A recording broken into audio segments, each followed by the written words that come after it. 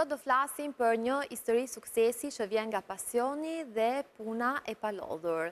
Do flasim për një barman që ka krijuar eksperiencën e vetë dhe sot është bërë një person plot me sukses në New York. Kemi një lidhje Skype me Mirjam Dautaj. Mirjam, më të ngjon? Mirjam, mirë se erdhe në miqë pas ditës, edhe po jemi në distancë, do përpiqemi të bëjmë një intervista ma shumë të bukur dhe të këndshme. Në këtë moment ku je? Në Shqipëri, sa po zgjuar. Okej, po je në Shqipëri, je në Amerikë, ku ndodhesh? Ja, në New York. Je në New York, okej. Më tërgo pak eksperiencën tënde, sepse ti ke ikur në Amerikë dhe aty ke gjetur sukses. Po gati 7 vjetë që jam nërguar nga Tirana, nga Shqipëria. Dhe prej 7 vjetë ndodhe në Shtetet e Bashkuara të Amerikës, në New York. Ti në këtë moment punon edhe të një barman në New York që quhet Drinkology, po mos gaboj. Po, është bari im, jam unë bashkë me barin im të dy që kemi ndërtuar. Është një bar shumë handcraft dhe shumë, po ka 2 vjetë tashmë, shumë nga barët më destination në Queens. Po mos gaboj, ti ke fituar edhe disa çmime si barman më i mirë në New York. Po jo, ka qenë për gjithë Shtetet e Amerikës edhe për New York. Okej. Të parë, po, 2023, ka qenë shumë gati rreth 31.000 konkurrentë edhe Dhe ti e ke fituar. Kemi një insert, ta shikojmë dhe pastaj të rikthehemi bashkë.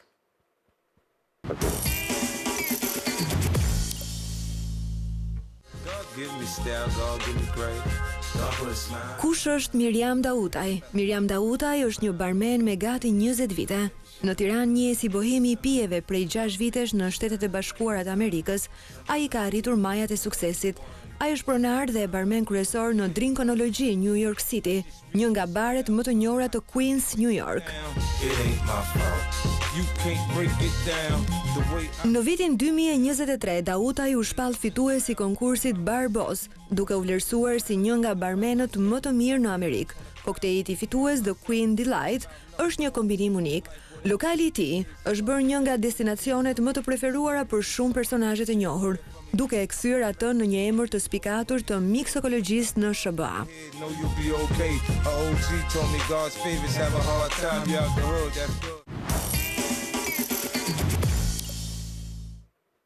Mirjam, çfarë kishin këto koktejlet, përbërëse që kishin këto koktejlet kaq të mira që të bën pastaj edhe të fitoje? Është mënyra një mënyrë shumë të gjatë për të lëshuar shihet që i bëjmë kordiali që janë për shumë disa janë për 24 orë për një fjurë, disa janë për 3 muaj, për 6 muaj. Është një punë shumë kolosale, se aty duket puna ku bën koktejli, duket puna vetëm 2 minuta kur ti mbaron se bëj koktejli, po në realisht është një punë shumë e gjatë për të bërë që nga akulli ku përgatitet që nga të kohë që ne bëjmë vetë aty te lokale dhe gjitha në radhë. Shumë vërtet, po përbërësit nuk do t'i tërgosh, ndoshta segretet. Po jo, janë, ne ndrojmë menun jenë, jo gjithë menun, po them, dikute 60% me minutë, ne ndrojmë të pas sezonit. Tash për shembull vjen sezoni i pranverës, ne i eshim koktejlet që janë pak më të forta, dhe koktejlet që janë më pranverore. E kuptova. Ti në Tiranë njihesh si bohemi i pijave. Çfarë të bëri të leje Shqipërinë dhe të shkoje në Amerikë? Gjithë faktë të gjithë shqiptarë, gjithë kam pasur në Amerikën, edhe të vrejtë në zonë të mundësive që është një vrejtë që Shqipëria nuk ka mundësin për shumë gjëra, është shumë e vështirë. Tarit që tu Jam shumë gjëra favorite. Ndoshta nuk e ndjeshe mjaftueshme e vlerësuar këtu, ose jo, nuk ka lidhje?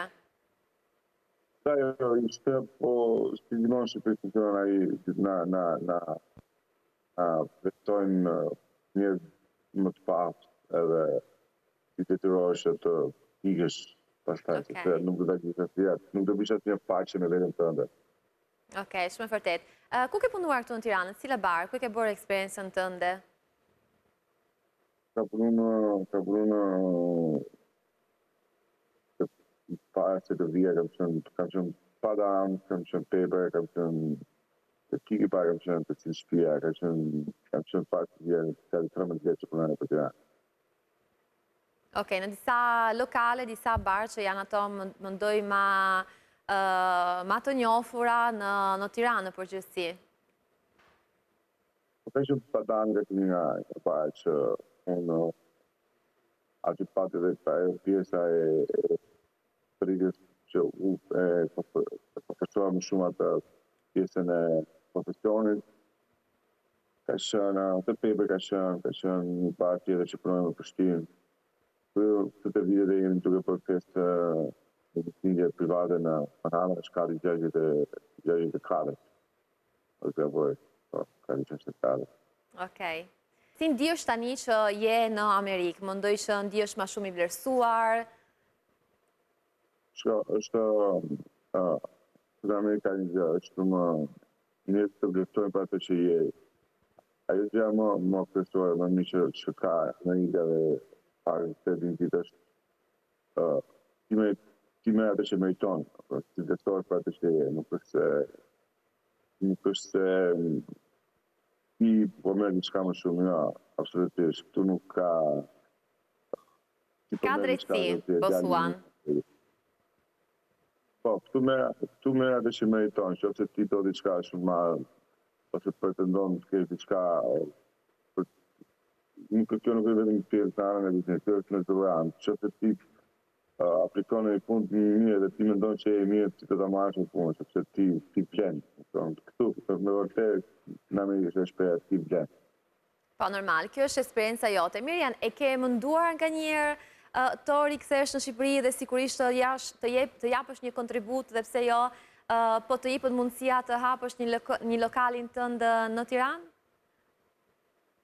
Po,amentin jo, sepse të hapësh një lokal është komplet ndryshe nga Shqipëria, është komplet sistem tjetër, që nuk është më vështirë, po nuk e besoj. Po momentin ja, nuk e besoj të të. Okej. Si ka ndikuar ku ke fituar edhe çmimin Bar Boss? Si kanë qenë ato momentet dhe kujtimet e tuaja? Ka qenë çmim shumë mirë për mua, ka qenë një arritje shumë e madhe. Përveç se ka qenë një arritje shumë e madhe dhe nga anën e biznesit më ka filmuar jashtë masë. Çfarë bëri kokteli Kaçureli që është shpadur dhe ka fituar, më duket si kokteli më i mirë në Shqipëri?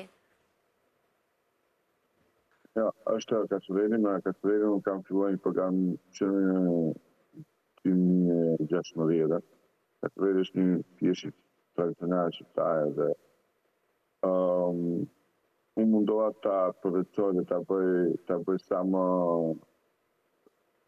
bashkohë me pije më të reja, më modern të shetore. Edhe e kam bërë modern, edhe është Kaçureli është një pije autoktone shqiptare, është pije shqiptare, ka qenë në ato kohë, ka qenë 100% shqiptare, edhe alkoholet ishin alkoholet që prodhoshin në Shqipëri. Edhe kjo është fërmizova nga emri dhe të mbajnë në kam qenë vogël, ka qenë kështu si në të drejtën e tashëm, Kaçurel, po që është një pije që ajo është më përfaqësoj Shqipërinë shumë mirë dhe për turistat. Unë kam thënë edhe në për intervistën e tjera, është shumë që ne kemi pije tona, si për shembull ti ku shkon në Itali, ti e di se i rrjedhë, për në Itali ke shokolladë Negroni është pije italiane, edhe kudo që të shkosh çdo veni poshtë për ty në gojë dhe gjithë ti çash në gojë. Po, e vërtet. Në Francë kemi tjetër, dhe në Spanjë tjetër dhe kur vinë aty në Shqipëri dhe sidomos të punë në Shqipëri ka pas pjesa turismit ka qenë shumë e madhe. Mos të shesin vetëm edhe qofte turiste, po në qofte që të shesim edhe dhe koktejlet pjetona shqiptare tradicionale, sepse janë edhe të shumë mirë. Po, jam absolutisht dakord edhe me ty. Si ka qenë përgatitja jote përpara këte sfidës kaq shumë madhe për të konkuruar pastaj edhe për këtë garën? Si e përgatitur?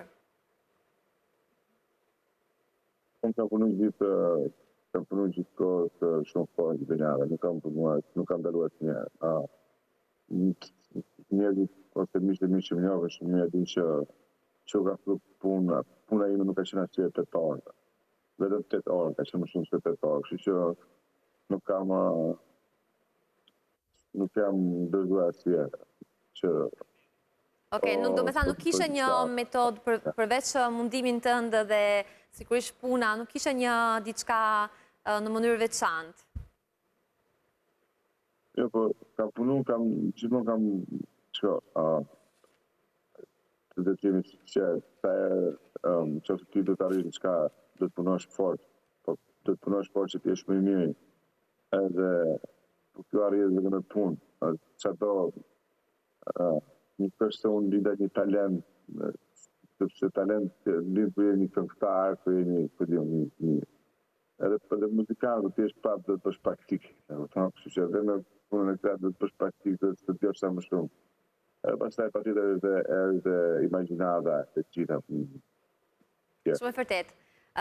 Miriam, tani që ke krijuar shumë famë dhe je bërë një nga barman plot me sukses në Amerikë, si ndihesh kur vinë edhe disa personazhe të spikatura dhe të njohura i showbiznit amerikan në lokalin tënd? Kam shumë se ka dalë gjithë aty ku lokacionin ku jemi ne bëjmë nga nemi destination place, do të thënë veni destinuar, ne nuk jemi gjithë një të vinë në dim ku do të shkojnë. Ka dalë gjithmonë kjo fotoja dhe video e fitë në fakt, po a i vjen në shkrijen të mua, po kam shumë klientë tjerë që për atje ndoshta jo ndo po sidomos njerëz që kam shumë regjizorë, kam shumë njerëz që merren me filma që vinë aty të lokale që të thënë drejtën, nuk e kam ditë që ata janë famshëm, po e kam marrë vesh nga klientët e tjerë që pastaj ku ndodh, unë mendoj që ti punon brenda dhe ndoshta nuk ke mundësi gjithmonë ti takosh, po ku ndodh që vinë njerëzit të suksesshme, kjo është një vlerësim sigurisht për karrierën dhe për punën tënde që bën ndër vite. Patjetër që është një kënaqësi e madhe kur ishe gjitha dhe punëtare të paloshme që s'ka vajtë asnjëri tëm, po do të thoya që ka shumë shqiptare, pak këtu në New York ka shumë shqiptare në fushën e Bari dhe Frani që ka një të mjaft mirë, që nëse duhet të jemi shumë të aftë për këtë gjë. E vërtet. Ti ke krijuar, po mos gaboj, edhe një koktejl për presidentin turk Erdogan. Si ka qenë kjo përvoja? Më trego pak. Ka qenë... Tani ti nuk e dëshirë që thuash emrat, po ti them unë emrat për ty. Ka qenë nga viti 2013 dhe ka qenë, nuk kam pasitur në Kosovë në atë kohë, dhe ka qenë përurimi i aeroportit Ademir Shaj. Okej. Dhe ajo shiko se jeta është çik fat me të drejtën. Patjetër, jam dakord. Unë qëllova në momentin e dur, në vendin e dur dhe në brendin e dur. Duhet i çik fat dhe në jetë. Dhe pastaj Erdoganit unë kam shërby pastaj të gjithë pjesës të Fori të Uleksi, dhe atyre generalit më vejnë fare, që që... Bravo, të përgëzoj.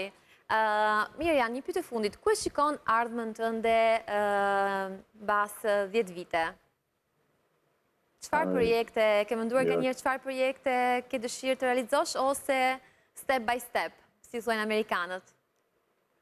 Step by step është, si të pak në Amerikë, po qenë pyetje, se në Amerikë gjithmonë shohin gjatë mas 10 vjetë, nuk shohin gjatë për nete, shpresoj që të kem emri i lokalit të bëjë që ka më i fort.